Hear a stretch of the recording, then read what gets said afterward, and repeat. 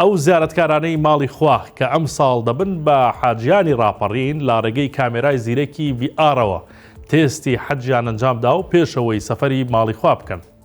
حەجیان بە چاوی خۆیان بینی. بەڕێوەبەرایەتی حەج و عومرەی ڕاپەڕین ئەو چاویلکانەی وەک تێستێک ئامادە کردبوو بۆ ئەو کەسانەی ناویان بۆ حەج گەڕاوەتەوە تا لە ئێستاوە ئاشنایان بکەن با مەراسیمەکانی حەج و شارەزاییان لەسەر ڕێوڕسمەکان هەبێت. فاتیمە حەمەدەمین یەکێک لەو ژنانەیە کە ناوی بۆ حەج گەڕاوەتەوە و ئەمڕۆ لە ڕێگەی ئەو چاویلکەیەوە گەشتی ئەزموونی حەجی ئەنجامدا. بۆ 964 باسی لەو هەستە خۆشەی کرد کە بینیوێتی و دەڵێت تا مەزرۆم بگەمە ماڵی خوا. بەهرۆز قادر گەنجێکی سنوورەکەی و پێشتر عومرەی ئەنجامداوە، بەڵام ئەم ساڵ ناوی لە لیستی حاجیانە و ئەمڕۆژ چاویلکەکەی کردە چاوی، وەک دەڵێت بەجەستە لێرە بووین بەڵام بەڕۆح لە مەککە و مەدینە بووین. ڕۆژی 5/5/2026 حاجیانی هەرێمی کوردستان بە ڕێگەی وشکانی سەفەری سعودیا دەست پێ دەکەن.